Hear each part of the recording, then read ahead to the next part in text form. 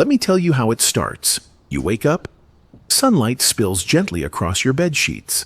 The birds are singing some god-awful happy tune. You feel fine. Not great, not terrible. Just old.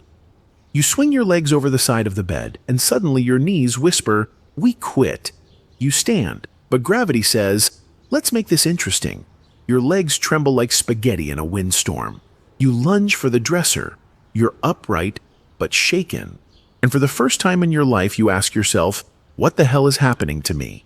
It's not pain. It's not illness. It's something worse. It's invisibility. The quiet kind of decay. The kind that doesn't scream its size.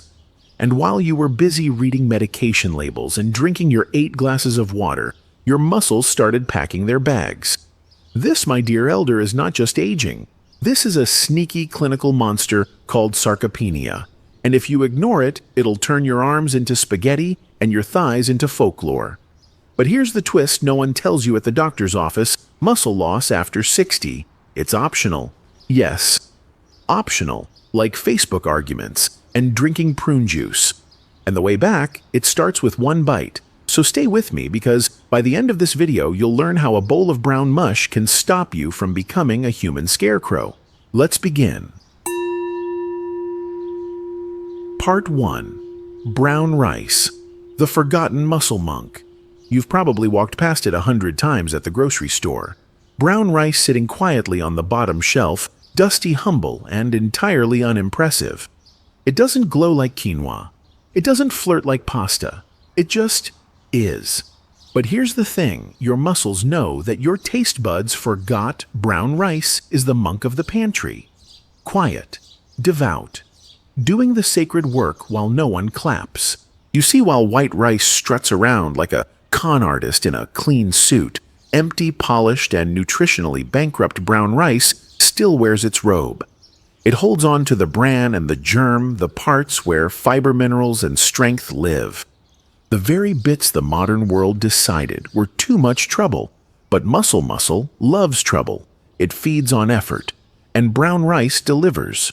Let's break it down like an enlightened butcher. Brown rice provides complex carbs, those slow-burning sources of energy that don't spike your blood sugar, crash your spirit, and leave you twitching on the recliner.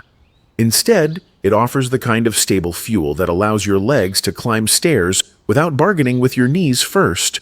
It's also rich in magnesium, nature's muscle whisperer. Without magnesium, your muscles cramp like unpaid interns. With it, they move with grace, strength, and less drama. Add in a steady supply of B vitamins, especially B12, the neurological glue of balance and coordination. And you've got yourself a grain that's not just food, it's a full-body maintenance man. In Buddhist terms, brown rice is the middle way. Not glamorous, not flashy, just nourishing, steady, and committed to your liberation from joint pain and sudden furniture collapses. So don't roll your eyes at the beige grain. Your quadriceps are begging for that bowl. And remember, the revolution doesn't always roar. Sometimes it simmers. Part 2. Quinoa. The fancy grain that actually earns its robe. Quinoa walks into your kitchen like a yoga teacher with a six-pack and a certification in smugness. Let's be honest, most people think quinoa is just rice with a publicist. It's been hyped by magazines, worshipped at brunch, and used in so many overpriced salads. It probably has a trust fund. But here's the kicker. Quinoa deserves the hype. It's not just a fad. It's a functional monk dressed in expensive robes, quietly rebuilding your body from the inside out. Unlike most plant foods that fumble the protein game, quinoa steps in with all 9 essential amino acids, the full set your body needs, but stopped making invitations for after 60. It's a complete protein like eggs or steak only, without the cholesterol guilt or the existential cow. And for elders losing muscle faster than socks disappear in the dryer, this matters. See, as you age, your body becomes less efficient at using protein. You could eat like a Viking and still shrink like a raisin unless your meals are smarter, not just bigger. That's where quinoa shines.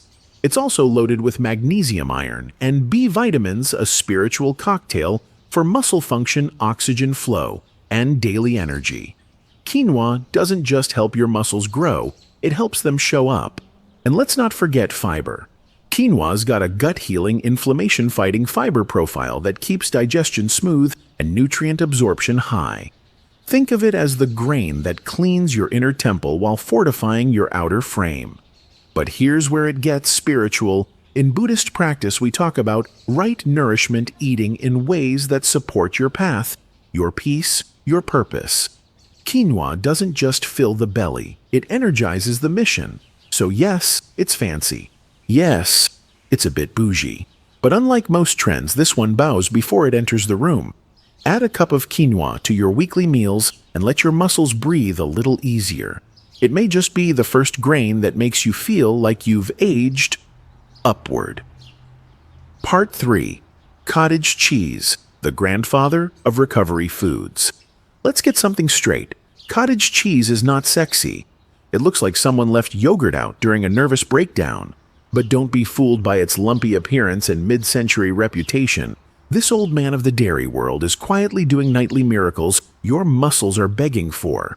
While you're sleeping and dreaming of the 1970s or your knees before they clicked, cottage cheese is on patrol releasing casein protein into your bloodstream like a gentle IV drip from the muscle gods. You see, casein isn't your typical fast-acting protein. It's the slow and steady type, the kind that whispers instead of shouts. While whey protein sprints, casein meditates.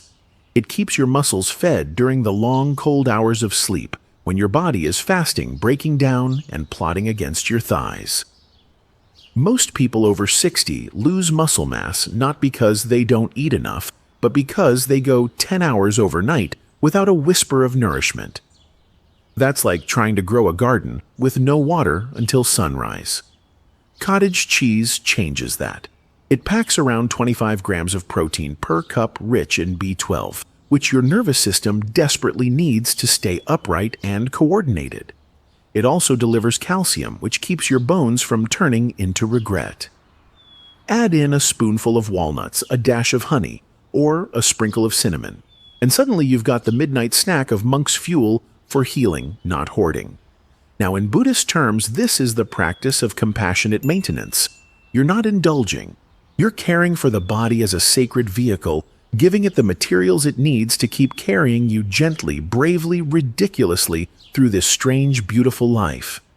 So the next time you judge cottage cheese for looking like curdled soap foam, remember, enlightenment isn't always pretty. Sometimes it's chunky. Eat it before bed 3 nights a week. And when you stand up in the morning without wincing, send a little thank you into the fridge. Part 4. Fatty fish, the sacred flesh of longevity. Fatty fish doesn't just swim, it saves. If cottage cheese is your night shift repairman, then salmon, sardines, and mackerel are the ancient warriors patrolling your bloodstream carrying swords made of omega-3s. Let's be honest, fatty fish isn't the most convenient friend. It smells. It stares at you from the plate. It makes your kitchen smell like Poseidon's laundry room. But your muscles, they don't care. They'll forgive the scent if you feed them the sacred flesh of joint peace and mitochondrial glory. Here's the thing. Fatty fish are rich in EPA and DHA, the golden children of omega-3 fatty acids. These two aren't just healthy, they're holy. They reduce inflammation like a monk sweeping away chaos with a broom made of kelp. Inflammation, in case you didn't know, is the slow arson that burns your strength while you sit, snack, and scroll. It's the reason your knees ache, your arms shake, and why getting out of a car feels like a full-blown yoga class. Omega-3s help your body actually use protein more effectively. And that's vital because after 60, your muscles develop what doctors politely call anabolic resistance. Translation: you eat chicken, and your biceps shrug. Fatty fish makes your muscle cells more receptive, more spiritually available, if you will. You're not just eating dinner, you're activating potential. And let's not ignore the vitamin D bonus. As we age, we get less sunlight, and most elders walk around with vitamin D levels that would embarrass a cave bat. Fatty fish helps plug that gap quietly, protecting your bones, balance, and energy. So eat fish 2 to 3 times a week. Grill it, roast it, bless it. Just don't fry it into oblivion and drown it in salt that's culinary betrayal. In Buddhist terms, fatty fish is the middle way between medicine and pleasure. It nourishes without numbing, it heals without sedating. And yes, it stinks, but sometimes the truth does. Part 5. Greek Yogurt. The bodybuilder in disguise. Greek yogurt is like that quiet man at the gym who doesn't talk, doesn't grunt, doesn't post selfies, but deadlifts more than anyone in the room. It's smooth, subtle, sour, and stronger than it looks. Let's set the record straight. Most yogurts on the shelf are dessert pretending to be health food. They're packed with sugar fruit syrup and false promises. But Greek yogurt. That's the real monk in a world of candy-coated charlatans. It's loaded with casein protein, the same slow-digesting powerhouse found in cottage cheese, making it ideal for recovery, especially when you're not moving much at night, besides shifting in bed and trying not to pee. But what makes Greek yogurt sacred for the senior body isn't just protein. It's probiotics, the tiny invisible monks in your gut chanting, cleaning, balancing the temple of your digestion.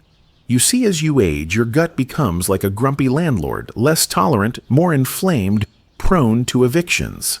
That means the nutrients you eat don't always make it to your muscles. Greek yogurt changes that. It improves absorption, reduces inflammation, and gets your body to actually use what you're feeding it. It also contains phosphorus, calcium, and even a sprinkle of creatine, the unsung molecule behind energy power. And get up off the couch without swearing. But here's the spiritual kicker. Greek yogurt is discipline in a bowl. It doesn't pander to your taste buds. It's not sweet. It's not seductive. It's honest. Just like aging. Want to make it holy? Add a drizzle of honey, a few walnuts, a couple blueberries. Now you've got a Buddhist sundae for your muscles. So eat it at night. Let it hum quietly in your belly while you sleep. And when you wake up feeling just a little sturdier, don't thank your mattress. Thank the probiotic monks who pulled an all-nighter in your colon. Part 6. Laziness is a form of muscle theft. The psychology of movement. Let's have an uncomfortable little chat. You can eat all the brown rice, quinoa, and Greek yogurt in the world, but if you're treating your recliner like it's a spiritual retreat, your muscles are still waving the white flag. Yes, I said it. Laziness is its own form of malnutrition. And it's sneaky because it doesn't look like sloth, it looks like comfort. It wears house slippers. It drinks tea. It scrolls silently. But under the radar, it's committing slow-motion theft. Your legs shrink. Your balance wobbles. Your confidence quietly packs its bags. Here's the real kicker. Your muscles don't just need food. They need a reason to stay. They are use it or lose it disciples. And if you stop practicing, they stop believing in you. Now I get it. After 60, movement can feel like betrayal. Your back talks. Your knees whisper threats. And your brain keeps suggesting that maybe today is a rest day. But in Buddhism, there's a term called right effort. It doesn't mean struggle. It doesn't mean going beast mode or sweating like a sinner in church. It means gentle persistence. A walk around the block. A few leg raises while brushing your teeth. Standing while folding laundry instead of collapsing into the couch like you've just summited Everest. You don't need a gym. You need movement with intention. Because motion is the only love language your muscles understand. And here's a little dark comedy. The very thing you're afraid to do move is the only thing that can save you from the thing you're most afraid of falling. So be kind to your body, yes. But don't let kindness become neglect wearing a bathrobe. Your muscles are not gone. They're just waiting for an invitation. Feed them, yes, but also wake them up. Part 7. Muscles. Hate, regret, alcohol, apathy, and the aging body. There's a quiet war happening in the average senior's kitchen, and it's not over carbs or calories. It's over that innocent glass of wine at 5 p.m., the one that was supposed to be relaxing, healing, deserved. And look, I'm not judging. Life after 60 is a battlefield of funerals, forgotten birthdays, and back pain that shows up like an old lover, uninvited and loud. But here's the inconvenient truth. Muscle doesn't just die, it gets abandoned. And nothing whispers abandonment to your muscles like alcohol and apathy pretending to be self-care.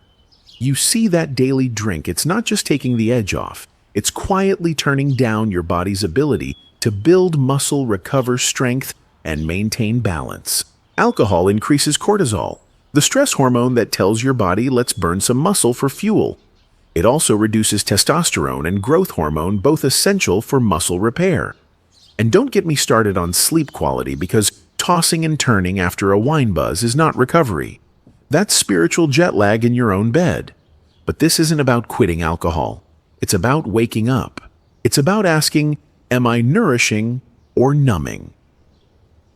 In Buddhist terms, this is the trap of false refuge, when we lean into habits that look like comfort but are really quiet forms of self-harm. Wine becomes a ritual becomes a routine, and the next thing you know, your thighs are melting while your wine rack is thriving. So here's the shift: swap the nightly pour for something that still feels sacred. A hot herbal tea, a sunset walk, a call to someone who still sees the fire in you. Or hell, even Greek yogurt with walnuts. Just say a prayer before you eat it and boom, it's a ceremony. Because your body is not begging for sedation. It's begging for participation. Muscles hate regret, but they love redemption. And that starts with one less drink and one more reason to stand taller tomorrow. Part 8. 3 Buddhist Principles to Build Strength in Old Age. By now you've heard the science. You've met the grains, the fish, the dairy monks of recovery. But let's step back, because food isn't just fuel. It's a practice. And in Buddhism, how you eat is often just as important as what you eat. So here are 3 Buddhist principles that turn eating into strength, not just in the body, but in the soul. 1. Right intention. Why are you eating? Are you eating to escape boredom, to soften loneliness, or are you eating to support the temple that carries your consciousness? Most of us graze like lost goats, picking at snacks, chewing through distraction. But food is a form of prayer, a chance to say, I still choose vitality. So before every bite, ask, will this nourish me or numb me? You don't have to be perfect, but you do have to be awake. 2. Mindful consumption. Chew like a monk, not a machine. In the West, meals are speed runs, but in Buddhist monasteries, eating is meditation. Every chew is an act of presence. Every swallow is a surrender. And here's the kicker: digestion starts in the mind. If you're shoveling in food while watching the news, your body says, I'm stressed, store the fat and dump the protein. Slow down. Taste. Breathe. Your muscles notice when you do. 3. Non-attachment. Let go of what pleases, embrace what serves. Yes, sugar tastes like salvation. So does fried dough and soda. But these are false refugees, delicious distractions that steal your mobility one bite at a time. Non-attachment doesn't mean eating bland food forever. It means choosing what supports your freedom, even when your taste buds protest like a toddler in a monastery. Sometimes the most loving thing you can do is tell your cravings, not today, sweetheart. So remember, every meal is a choice between decay or devotion. Feed your muscles like they matter, because they do. And more importantly, so do you. You've made it this far, which means one thing. You're not just aging, you're awakening. Most people think aging is a soft fade into irrelevance, like the end credits of a long movie no one's watching. But the truth is, you're still here, still breathing, still choosing. And every choice is a form of resistance or surrender.